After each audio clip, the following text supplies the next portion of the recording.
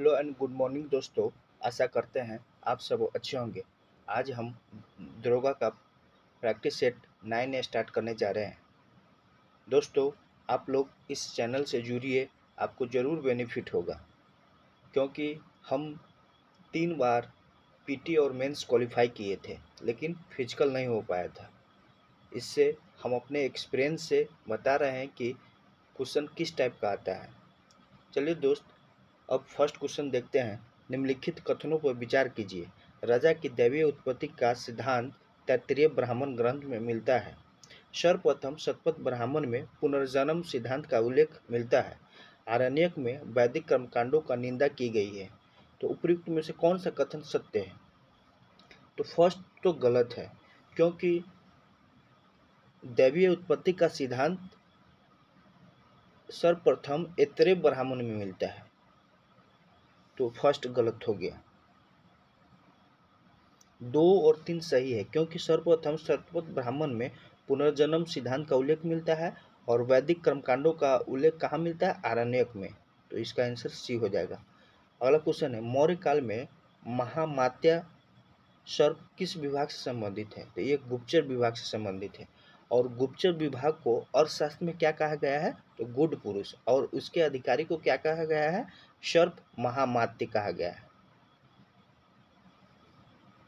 भारत में कुषाण शक्ति का वास्तविक संस्थापक माना जाता है, तो भीम कटफिसस माना जाता है। और कुषाण का स्थापना किसने किया था? कुजल कटफसिस। और कनिष्क जो था सबसे महान शासक था। और कुषाण वंश का अंतिम शासक वासुदेव था। अगला क्वेश्चन है, चंद्रगुप्त द्वितीय की द्वितीय राजधानी कहाँ था? तो चंद्रगुप्त की द्वितीय राजधानी कहाँ था? उज्जैनी था। कहाँ था? उज्जैनी। और फर्स्ट कौन था? पाटलिपुत्र। और गुप्त काल के समय मथुरा किस लिए प्रसिद्ध था? तो सूती वस्त्रों का प्रमुख केंद्र था। अगला क्वेश्चन है, कल्हण हर्ष का आश्रित कवि था। निम्नलिखित में से हर्ष का संबंध किस वंश से है? कल्हण जो था हर्ष का आश्रित कवि था, तो ये इसका संबंध लोहार वंश से था। किससे था? लोहार वंश से। कल्हण द्वारा रचित राजतरंगिणी का अपना विशेष महत्व है। इसमें 8 तरंग, लगभग 8000 श्लोक है। पहले के 3 तरंगों में कश्मीर की प्राचीन इतिहास की जानकारी मिलती है। चौथे से लेकर छठे तरंग में कारकोट एवं उत्पल वंश का उल्लेख मिलता है। 7वें एवं 8वें तरंग में लोहार वंश का इतिहास मिलता है। और लोहार वंश के संस्थापक कौन था? संग्राम राज।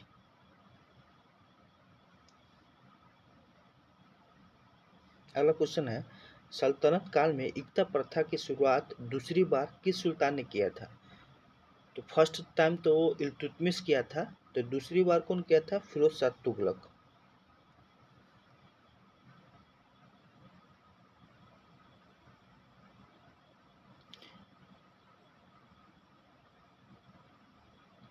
जो इल्तुतमिश शुरुआत किया था उसको समाप्त कौन किया था? तो अलाउद्दीन खिलजी किया था। और जब समाप्त हो गया तो फिर जब फिरोज शाह तुगलक आया तो इक्ता प्रथा को फिर स्टार्ट कर दिया। अगला क्वेश्चन है, भारत में मोहम्मद गोरी को प्रथम बार का इसमें है कि मोहम्मद गोरी प्रथम बार उसको कौन हराया था? तो प्रथम बार उसको हराया था भीम द्वितीय ने 1178 में। और मोहम्मद गोरी ने 1175 ईस्वी में भारत पर आक्रमण करने की शुरुआत की थी। और यह आक्रमण किस पे था? मुल्तान पे था। और जब मुल्तान से आगे बढ़कर 1178 ईस्वी में गुजरात पर चढ़ाई करता है, लेकिन गुजरात के जो शासक भीम द्वितीय था उसे पराजित कर देता है। यह मोहम्मद गोरी का प्रथम पराजय था। खामनौर का युद्ध कब हुआ था? तो खामनौर का युद्ध 1576 में हुआ था। खामनौर के युद्ध को ही हल्दी घाटी के युद्ध भी कहा जाता है। किसके अनुसार? अबू फजल के अनुसार। अब ये कब हुआ था? तो 1576 में हुआ था। किसके किसके बीच हुआ था? तो अकबर और महाराणा प्रताप के बीच हुई थी, जिसमें अकबर विजयी हुए। और हल्दीघाटी के युद्ध में मुगल सेना का नेतृत्व कौन किया था? आसफ खां और मान सिंह दो थे, जबकि महाराणा प्रताप की तरफ से हकीम खां और भीलों की संयुक्त सेना का नेतृत्व कर रहा था। तो तो खमनोर का युद्ध किसको कहते हैं? तो हल्दी घाटी को कहते हैं, याद रखिएगा। अगला क्वेश्चन है, निम्नलिखित में से कांग्रेस द्वारा किसकी अध्यक्षता में भारत छोड़ो प्रस्ताव पारित किया गया था? तो ये अब्दुल कलाम आजाद द्वारा। सी।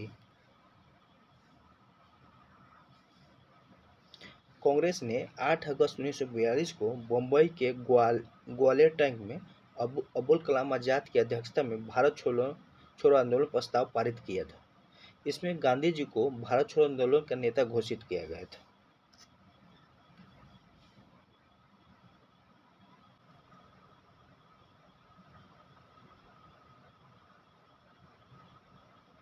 अगला क्वेश्चन है, निम्नलिखित में से कौन गडकरी विद्रोह का नेतृत्व करता था?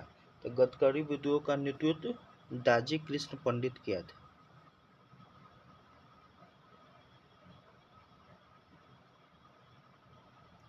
और खोंड विद्रोह था, उड़ीसा और बंगाल के क्षेत्र में फैला था। यह ब्रिटिश सरकार के विरुद्ध विद्रोह था। इसका नेतृत्व कौन कर रहा था? चक्र विषय। अब कोल विद्रोह का नेतृत्व कौन कर रहा था? बुधो भगत। अहोम विद्रोह का गोमधर कुंवर। अगला क्वेश्चन है, वर्धा शिक्षा योजना 1937 के प्रयोगकर्ता कौन थे? तो ये थे जाकिर हुसैन। वर्धा शिक्षा योजना 1937 में आई थी। यह गांधी जी द्वारा दिया गया। डॉक्टर जाकिर हुसैन ने इस योजना का प्रारूप तैयार किया था। दिया किसके द्वारा गया था? गांधी जी द्वारा। अब प्रारूप तैयार कौन किया था? तो जाकिर हुसैन। वर्धा शिक्षा योजना का मूल सिद्धांत हस्त उत्पादक कार्य था। क्या था? हस्त उत्पादक कार्य। अगला क्वेश्चन है, कुप्रशासन के आधार पर मैसूर, कुर्ग एवं कछार की रियासतों का विलय ब्रिटिश साम्राज्य में किया गया। किसके साम्राज्य में? और उस समय कौन था गवर्नर? तो उस समय lord William Bentinck governor general था। अगला क्वेश्चन है, 1897 में द ग्रेट रिवोल्ट नामक पुस्तक के लेखक कौन है? तो इसका लेखक पुस्तक अशोक मेहता है।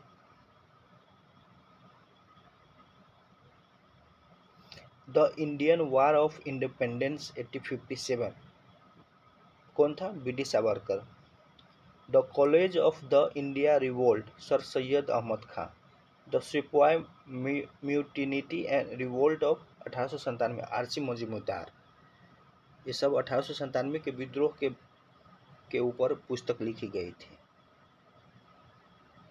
अगला क्वेश्चन है, काकोरी कांड में अभियुक्तों के बचाव हेतु समिति के अध्यक्ष बनाए गए। कौन बनाए गए थे बचाव हेतु? गोविंद बल्लभ पंत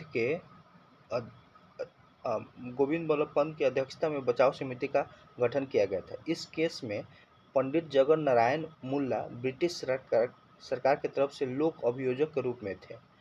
मोहनलाल सक्सेना एवं आर.एस. बहादुर जी इस बचाव समिति के सदस्य थे। तो याद रखिएगा कि काकोरी कांड में अभियुक्तों के बचाव हेतु समिति का अध्यक्ष कौन था? गोविंद बल्लभ पंत। अगला क्वेश्चन है, निम्नलिखित में से असत्य विकल्प को चुने। तो असत्य विकल्प को चुनना है। स्वदेश मित्रम दादा भाई नौरोजी, ये गलत है। ट्रिब्यूनल दयाल सिंह मजीठिया, ये सही है। हिंदू जी.एस. अय्यर एवं वीर राघवाचारी। समाचार दर्पण विलियम कैरी। स्वदेश मित्रम नामक समाचार पत्र के संस्थापक कौन थे? जी.एस. अय्यर थे। जी.एस. अय्यर, इसलिए आंसर कौन हो जाएगा? ए। और गुफ्तार के संस्थापक कौन थे? तो दादा भाई नौरोजी थे। कुडप्पा संरचना का सर्वाधिक विस्तार किस राज्य में हुआ? तो ये हुआ है आंध्र प्रदेश में। कुडप्पा संरचना का विकास सर्वाधिक आंध्र प्रदेश में। सबसे पहले कौन चट्टान आया था? आर्कियन, उसके बाद धारवाड़, उसके बाद कुडप्पा, उसके बाद विंध्य और लास्ट में गोंडवाना लैंड। आर्कियन क्रम की जो चट्टान है सबसे पुरानी है और गोंडवाना लैंड की जो चट्टान है वो सबसे नवीनतम है। अगला क्वेश्चन है, मुलेसिस बेसिन अवस्थित है, कहाँ अवस्थित है? तो ये मिजोरम में है। खादुंगला दर्रा अवस्थित कहाँ है? तो ये है लद्दाख में। अगला क्वेश्चन है, निम्नलिखित में कौन सा विकल्प असत्य है? असत्य को चुनना है, तो इसमें असत्य को चुनना है तो ऑप्शन ए में है नारायण सरोवर गुजरात, ये सही है। पाला मिजोरम में है। ककरिया असम में है, ये गलत है। ककरिया झील जो है गुजरात में है। इसका आंसर कौन हो जाएगा? सी, ककरिया झील असम में न होकर गुजरात में है। असम में क्या क्या है? डिपोर है, विल है, सोनबिल है, हॉफलोंग झील है। अगला क्वेश्चन है, कोपेन के जलवायु वर्गीकरण का आधार क्या है? तो इसका आधार है वर्षा और तापमान।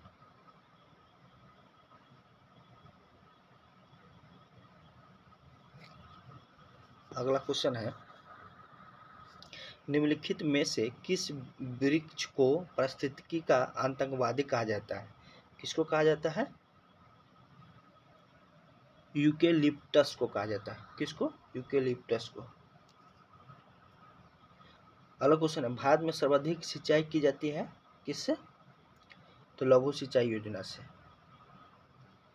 सर्वाधिक ग्रामीण जनसंख्या प्रतिशत वाला राज्य निम्न में से कौन सा है?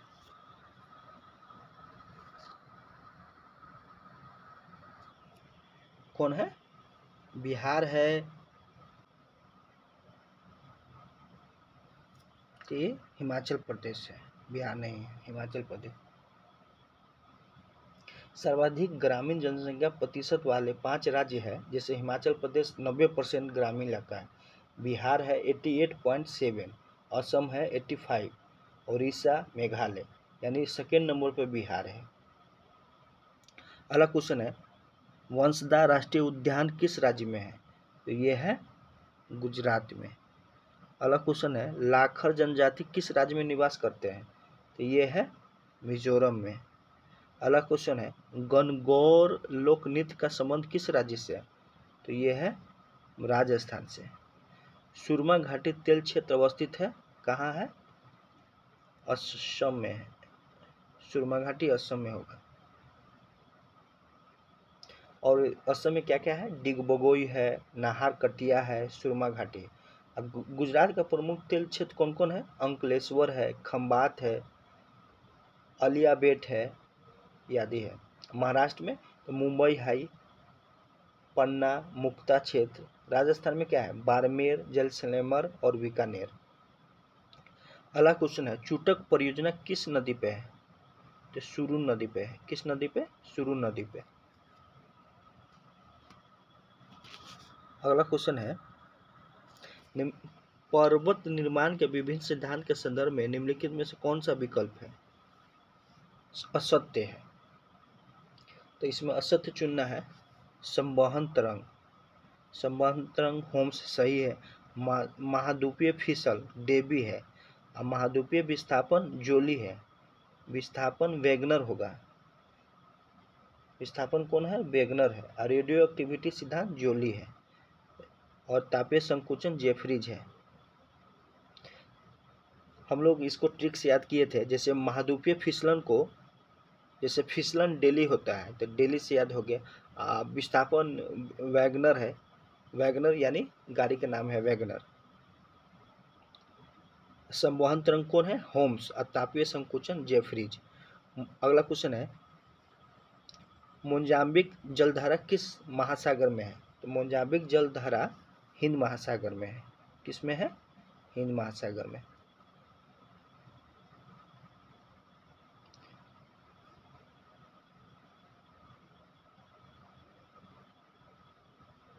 और अगुलहास हिंद महासागर की गर्म जलधारा है। मोजाम्बिक भी गर्म जलधारा है। अगला क्वेश्चन है, संपूर्ण भारत के लिए एक पृथक विधान परिषद की स्थापना निम्नलिखित में से किस अधिनियम में व्यवस्थित की गई? तो ये है 1853, चार्टर एक्ट 1853।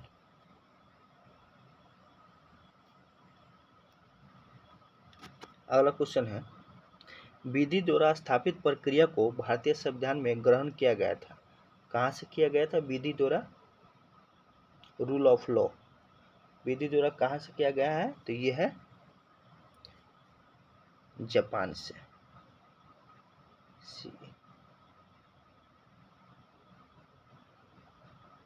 अगला क्वेश्चन है, निम्न राज्यों के निर्माण का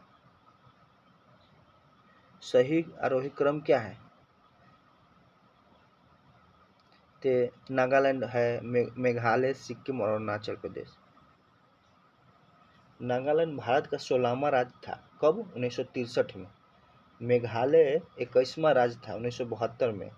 इससे पहले मेघालय को 22वें संविधान संशोधन 1969 के तहत स्वशासित घोषित किया गया था। सिक्किम कब बना? 1975 में। जो कैमा राज्य था? 22वां। और अरुणाचल प्रदेश 1987 में। तो इसका आंसर हो जाएगा पहले नागालैंड, तब मेघालय, तब सिक्किम, तब अरुणाचल प्रदेश। अगला क्वेश्चन है, निम्नलिखित में से अपने किस वाद में सुप्रीम कोर्ट ने कहा कि भारत में केवल प्राकृतिक व्यक्ति को ही नागरिकता दी जाएगी, विधिक व्यक्ति को नहीं? तो इसमें state trading corporation of India limited बनाम कॉमर्शियल टैक्स ऑफिसर वाद में 1963 में। परमादेश रिट किसके खिलाफ जारी नहीं हो सकता है? तो ये इनमें से सभी के, माने किसी के, जैसे निजी व्यक्ति, राष्ट्रपति और राज्यपाल, किसी के खिलाफ जो है परमादेश रिट नहीं जारी किया जा सकता है। अगला क्वेश्चन है, भारत के संविधान में जमींदारी उन्मूलन का उल्लेख कहाँ है? उद्देशिका में है, अलग है कि राज्य के नीति निर्देशक तत्व में है? तो इसका उल्लेख राज्य के नीति निर्देशक तत्व में है। अगला क्वेश्चन है, उपराष्ट्रपति के चुनाव में प्रस्तावक और अनुमोदक होते हैं, कितना होता है? तो ये 20-20 होता है।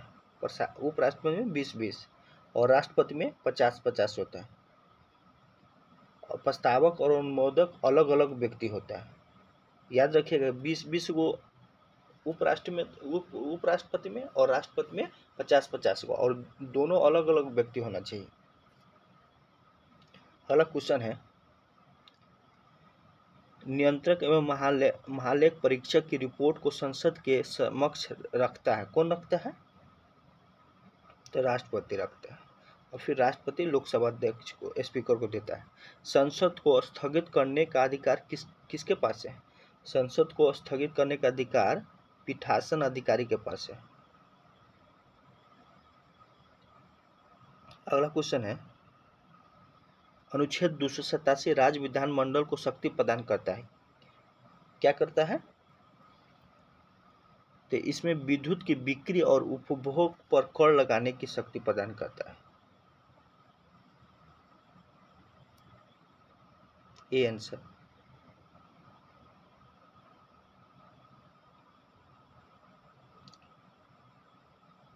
अगला क्वेश्चन है, निम्नलिखित में से कौन सी भाषा संविधान के 8वीं अनुसूची में नहीं है? तो राजस्थानी नहीं है, राजस्थानी नहीं है। अगला क्वेश्चन है, राष्ट्रपति शासन पहली बार कितनी अवधि का होता है? तो पहली बार कितनी अवधि को होता है? 2 माह के लिए।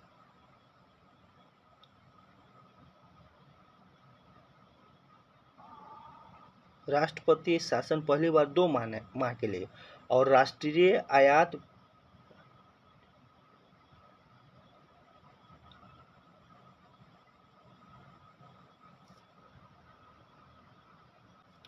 और राष्ट्रीय आपात जो होता है 1 माह के लिए लगाया जाता है, और वित्तीय आपातकाल 2 माह के लिए, यानी दो आपातकाल 2 माह के लिए और एक आपातकाल 1 माह के लिए, जिसे राष्ट्रीय आपातकाल 1 माह के लिए, राष्ट्रपति और वित्तीय आपातकाल 2 माह के लिए लगाया जाता है। अगला क्वेश्चन है 43, किस संविधान संशोधन के तहत महिलाओं को ग्राम पंचायत में 30% स्थान आरक्षित किया गया था? तो ये 73। अगला क्वेश्चन है, निम्नलिखित में से कौन सा सांविधिक निकाय नहीं है? तो केंद्रीय प्रशासनिक अधिकरण, राष्ट्रीय मानवाधिकार आयोग, राष्ट्रीय महिला आयोग, राष्ट्रीय अल्पसंख्यक आयोग। BCD तो है, लेकिन केंद्रीय प्रशासनिक अधिकरण नहीं है। केंद्रीय प्रशासनिक अधिकरण 323A के तहत संवैधानिक निकाय है। कौन है? ये संवैधानिक निकाय है, क्योंकि संविधान में इसकी चर्चा है 323A के तहत। अगला क्वेश्चन है, राज्य विधान परिषद में राज्यपाल द्वारा साहित्य, कला, विज्ञान एवं समाज सेवा मनोनीत होते हैं। कितने मनोनीत होते हैं? तो इसमें 1/6 सदस्य मनोनीत होते हैं।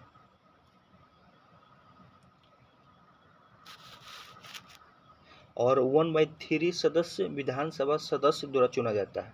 1/12 सदस्य का निर्वाचन विश्वविद्यालय स्नातक और अध्यापकों के सदस्य द्वारा किया जाता है। अब विधान परिषद का कोरम कितना होता है? तो 1/10। अगला क्वेश्चन है 46, जब लिफ्ट एक समान वेग से ऊपर या नीचे जाए तो व्यक्ति का भार में क्या परिवर्तन होता है?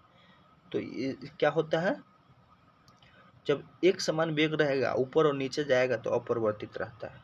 46 का डी। अगला क्वेश्चन है,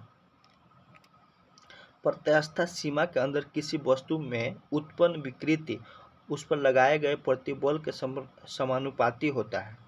यह नियम किसका है? तो यह नियम हुक का नियम है। यानी हुक का नियम है, प्रतिफल डायरेक्टली प्रोपोर्शनल विकृति होता है, यानी प्रतिफल डिवाइड बाय विकृति एक नियतांक होता है, ई, जिसको ई से निरूपित किया जाता है। अब पार्श्व अनुपात क्या है? पार्श्विक विकृति और अनुदैर्ध्य विकृति के अनुपात को पार्श्व का अनुपात कहा जाता है। इसे सिग्मा द्वारा सूचित किया जाता है। केपलर का जो नियम था किसके लिए था? नियम ग्रह की गति के लिए नियम था केपलर का। अगला क्वेश्चन है, तरल पदार्थों का अपेक्षित घनत्व मापा जाता है। तो किससे मापा जाता है? हाइड्रोमीटर से। बी। ध्वनि पर ताप का क्या प्रभाव पड़ता है? तो ध्वनि पर ताप का प्रभाव क्या पड़ता है? चाल घट जाती है? नहीं। चाल अपरिवर्तित रहती है? ये भी नहीं, गलत। चाल पहले बढ़ती है और फिर घटती? नहीं, चाल बढ़ जाती है। और टेम्परेचर बढ़ता है तो साउंड का जो चाल होता है वो बढ़ जाता है। निम्नलिखित में कौन से दर्पण की अभिसारी दर्पण कहा जाता है? तो ये अवतल दर्पण को, अपसारी उत्तल दर्पण को, कनकेव और कन्वेक्स। चंद्र ग्रहण घटित होता है। चंद्र ग्रहण कब घटित होता है? तो ये पूर्णिमा के दिन घटित होता है।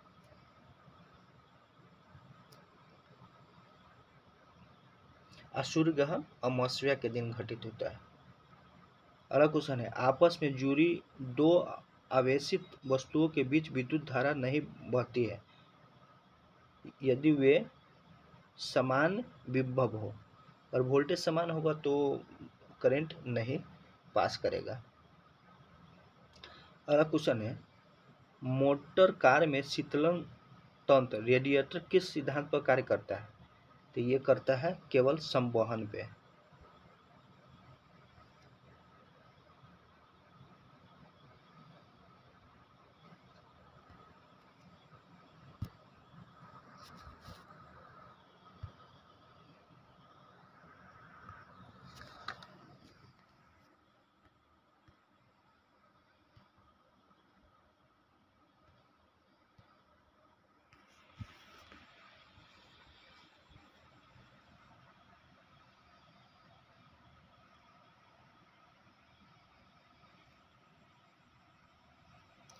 अगला क्वेश्चन है, रेफ्रिजरेटर किस सिद्धांत पर काम करता है? तो रेफ्रिजरेटर किस सिद्धांत पर काम करता है? तो ये ऊष्मागतिकी के सिद्धांत पे।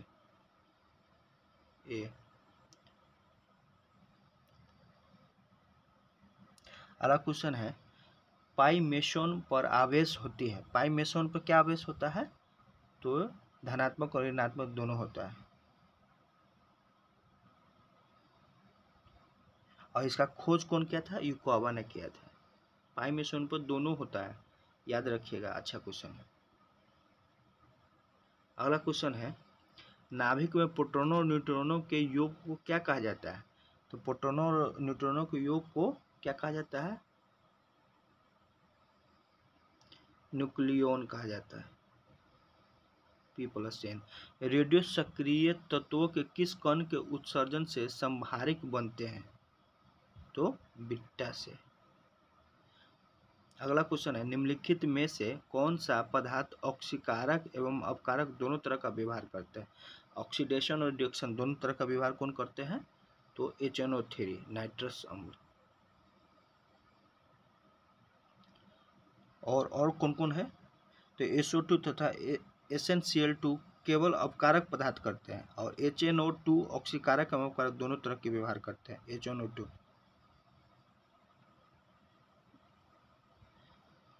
सॉरी, इसमें जो HNO2 है वो दोनों तरह का होता है। HNO3 केवल ऑक्सीकारक पदार्थ होता है। अगला क्वेश्चन है, क्षार में मिथाइल ऑरेंज को किस रंग से परिवर्तित करता है? तो किससे करता है? तो मैग्नीशियम। क्षार में ऑरेंज पीला हो जाएगा। अगला क्वेश्चन है, नाइटर किस धातु का अयस्क है? तो नाइटर ये पोटेशियम का है।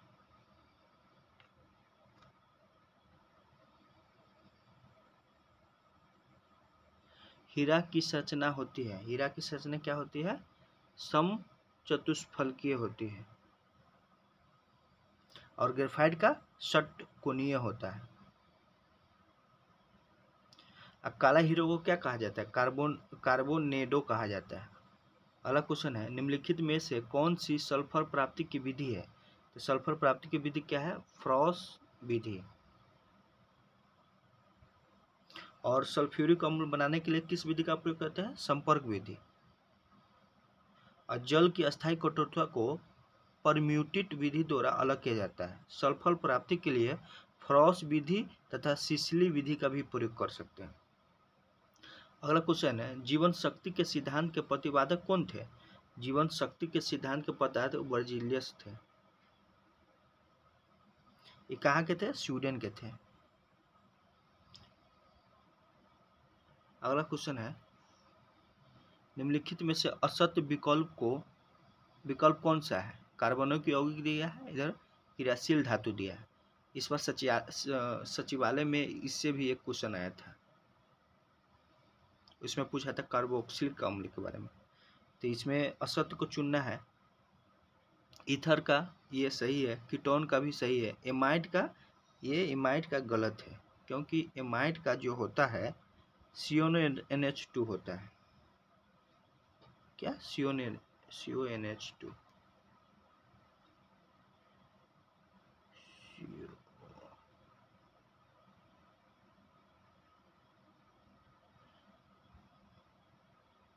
अगला क्वेश्चन है, निम्नलिखित में से कौन सा एंटीसेप्टिक नहीं है?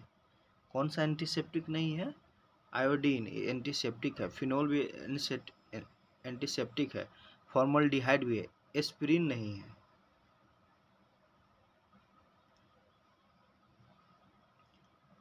एस्पिरिन क्या है? तो एंटीपायरेटिक्स है। इसका किस लिए यूज करते हैं? तो ज्वर संबंधी इलाज में होता है। अगला क्वेश्चन है 66 का, निम्नलिखित में कौन सा विकल्प असत्य है? जीव दिया है, वैज्ञानिक नाम दिया है। तो गाय का बॉस इंडिकस ये सही है। मक्खी का क्या होता है? मक्खी का भी सही है। मक्खी का होता है मुस्का डोमेस्टिक। बिल्ली का फेलिस फैमिलियर, ये गलत है क्योंकि बिल्ली का वैज्ञानिक नाम फेलिस डोमेस्टिका है, जबकि कुत्ता का वैज्ञानिक नाम कैनिस फैमिलियर है। मेढक का क्या है? राना टिग्राना। बिल्ली का इसलिए गलत हो गया कि फैमिलियर दिया, यहाँ पे डोमेस्टिका होता है। सूक्ष्मतम कोशिका माइकोप्लाज्मा की यह है। सूक्ष्मतम कोशिका माइकोप्लाज्मा क्या है? जीवाणु है कि विषाणु है कि शैवाल है? तो ये जीवाणु है। निम्नलिखित में कौन सा मोनेरा जगत का भाग नहीं है? नहीं है पूछ रहा है। साइनोबैक्टीरिया, आर्कीबैक्टीरिया, कवक और जीवाणु, इसमें कौन नहीं है? तो इसमें कवक नहीं है मोनेरा का। मोनेरा जगत का 4 भाग होता है। कौन कौन होता है? तो जीवाणु होता है, एक्टिनोपाइस्टिज होता है, आर्कीबैक्टीरिया होता है और साइनोबैक्टीरिया होता है। अगला क्वेश्चन है, ग्रीन हाउस गैस की संकल्पना की थी? ग्रीन हाउस गैस की संकल्पना कौन की थी? तो जोसेफ फोरियन किया था।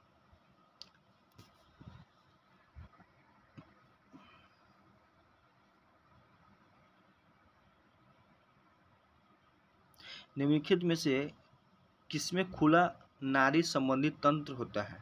तो किसमें होता है? तो इसमें कॉकरोच में। खुला परिसंचरण तंत्र इसका होता है, कॉकरोच का है। निम्नलिखित में से कौन सा संयोजक ऊतक नहीं है? कनेक्टिव टिश्यू कौन नहीं है? तो इसमें कंकाल पेशी कनेक्टिव टिश्यू नहीं है।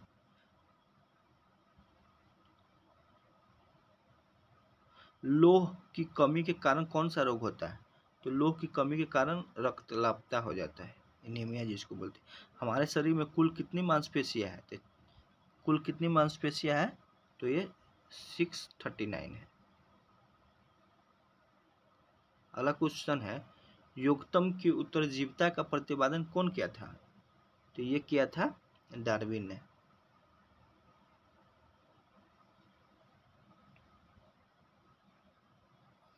अगला क्वेश्चन, निम्नलिखित में कौन सा वास्तविक मछली है? जोरोगाफ को 1717 में इस टाइप का एक क्वेश्चन आया था, उसमें पूछा था इलेक्ट्रिक रे मछली का नाम था। तो इसमें कह रहा है वास्तविक मछली कौन है? तो वास्तविक मछली कौन है? तो डॉग फिश वास्तविक मछली है। Jelly fish, silver fish, star fish, ये सब वास्तविक मछली नहीं है। ये सब किसका है? इकाइनोडर्मेटा का जीव है।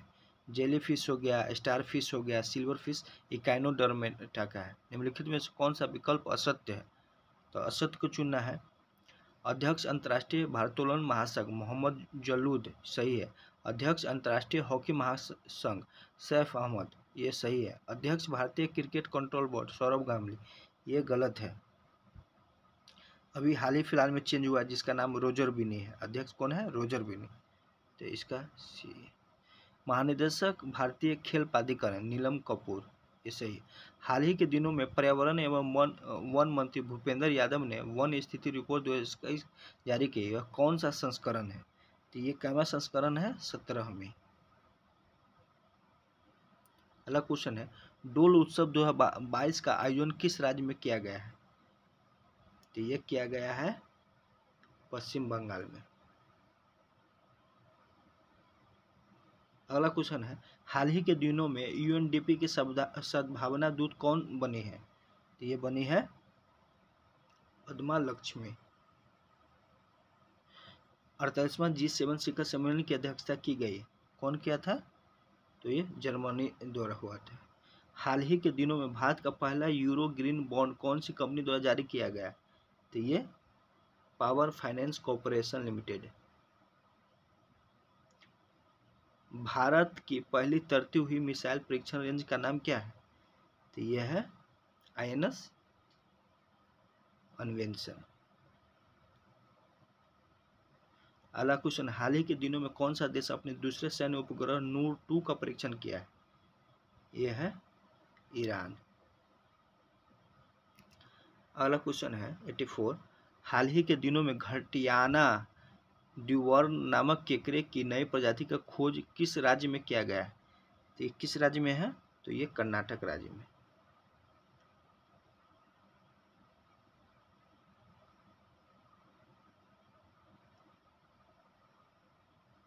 विश्व साहित्य शिक्षक पुरस्कार 2022 किसे प्रदान किया गया है? तो ये है प्रोफेसर अरुण कुमार झा को। फार्मूला 1 में सिंगापुर ग्रैंड प्रिक्स 2022 के विजेता कौन रहा? तो कौन था? सर्जिया पेरेज। गांधी के हत्यारे the making of Nathuram Godse नामक पुस्तक के लेखक कौन है? ये है धीरेन्द्र झा। अगला क्वेश्चन है, विश्व बाल श्रम निषेध दिवस किस तिथि को मनाया जाता है? कब मनाया जाता है? मनाता है 12 जून को। हाल ही के दिनों में सुश्री निकहत जरीन को अर्जुन पुरस्कार 2022 से सम्मानित किया गया। इसका संबंध किस खेल से है? बॉक्सिंग से है। वैश्विक शांति सूचकांक 2022 में प्रथम स्थान आइसलैंड को प्राप्त हुआ और भारत का स्थान क्या है? तो 135वां है। अगला क्वेश्चन है, मेयर्स कप का संबंध किस खेल से है? मेयर्स कप का संबंध मुक्केबाजी से है। अगला क्वेश्चन है, महादेवी वर्मा को उसकी कौन सी रचना के लिए ज्ञानपीठ पुरस्कार मिला था? इसका कौन होगा? यमा के लिए। किसके लिए मिला था? यमा के लिए।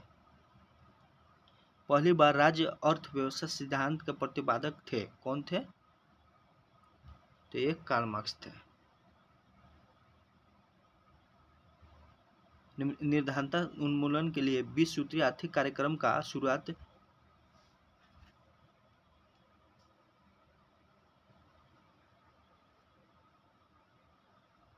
किस वर्ष की गई? तो ये 1982 में।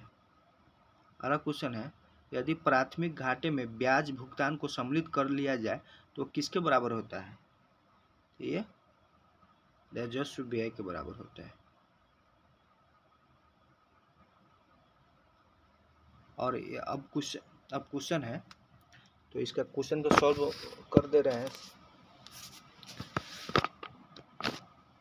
इसमें कह रहा है कि एक निश्चित कार्य को पूरा करने में ए बी की तुलना में 50% कम कुशल है और बी और सी की तुलना में 50% अधिक कुशल है बी। तो पहले एफिशिएंसी मानेंगे ए बी और सी। तो मान लीजिए इसका 2 है तो इसका 3 हो जाएगा, क्योंकि सी से 50% अधिक है तो 3 हो गया, और ए जो है 50% कम है तो 1.5 हो गया। अब तीनों को जोड़ लीजिए, 3 2 5 6, सारा 6 इफिशियंसी हो गया। काम कितना दिन करता है? 48 दिन।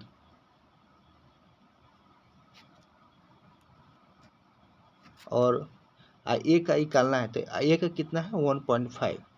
दशमलव से दशमलव कट गया, 5 से काटिए, 5 3 15 और 13, फिर 3 से काटिए 16, तो 16 गुने 13 करेंगे तो कितना आएगा? तो 208 आएगा। इसका ये हो जाएगा। अगला क्वेश्चन है कि पाइप ए बी टैंक को 10 और 12 इतना घंटे में भर सकता है, सी उसे खाली करता है और तो टैंक 8 घंटे में भर जाता है। तो ए का क्या है? ए बी और सी। ए क्या है? 10 घंटा, इसका क्या है? 40/3 घंटा, और इसका क्या है? 8 घंटा। अब सभी का एलसीएम लेंगे तो 40 होगा, तो ये कितना हो गया? 4 घंटा। ये कितना हो गया? 3 घंटा। और ये कितना हो गया? 8 5 40।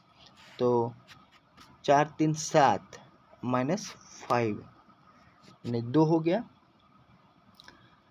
तो 40% का 25% निकालेंगे। 40 का 25% बटे 2 गुने 100, 2500 का 100, 8 पंचे यानी 5 घंटा हो जाएगा।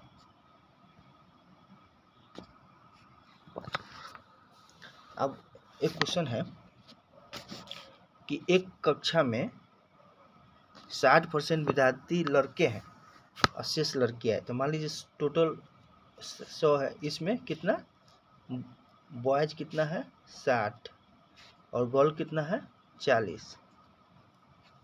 अब इसमें कह रहा है कि एक परीक्षा में 40% लड़का और 70% लड़के उत्तीर्ण हुआ।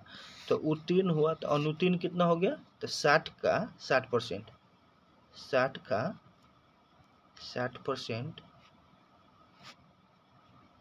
बटे 100 कट जाएगा। तो ये 36 गो हो गया। और इसका 40 का 30%, तो ये 12 हो गया। तो यानी अनुत्तीर्ण 12 का वैल्यू 42 है। तो हमको निकालना क्या है? अनुत्तीर्ण लड़कों की संख्या। तो अनुत्तीर्ण लड़कों की संख्या कितना है? 36 है। तो 12 36, 3 दूना 6, 4 12, 126 आंसर हो जाएगा। इसका क्या है कि इसमें कह रहा है कौन नहीं बनाया जा सकता है, कौन बनाया जा सका है। तो 2 का उल्टा 1, नहीं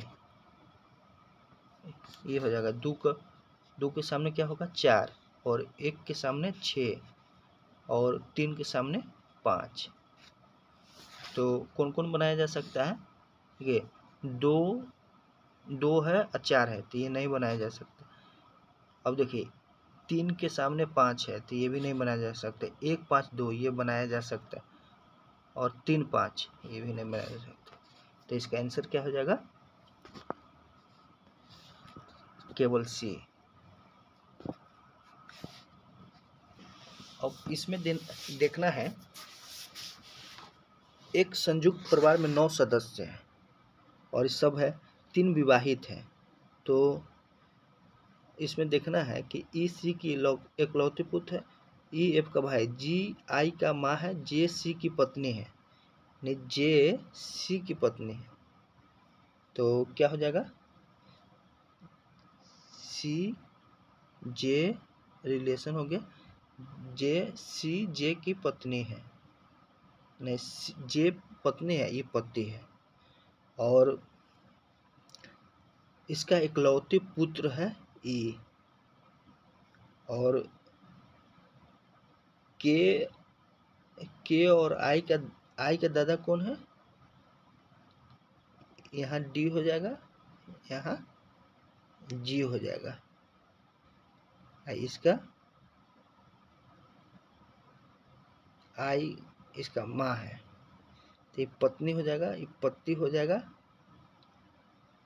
इसका भाई हो जाएगा, ये लड़की है और इसका भाई क्या है? एफ है और इसका पत्नी कौन है? एच और इसका पुत्री कौन है? के। तो विवाहित कौन हो गया? ये विवाहित हो गए 1 जोड़ी, 2 जोड़ी और 3 जोड़ी। तो पूछ रहा है कि शिक्षक की पत्नी कौन है? तो शिक्षक की पत्नी जी हो जाएगी।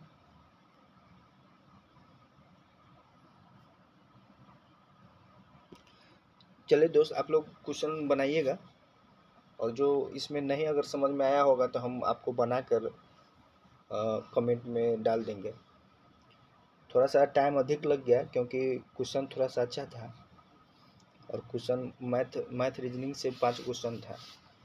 और आप लोग देखिए और अपने आप को जनरलाइज कीजिए और देखिए कि कितना सही हो रहा है और स्कोर ज़रूर कमेंट में बताइए। Thank you.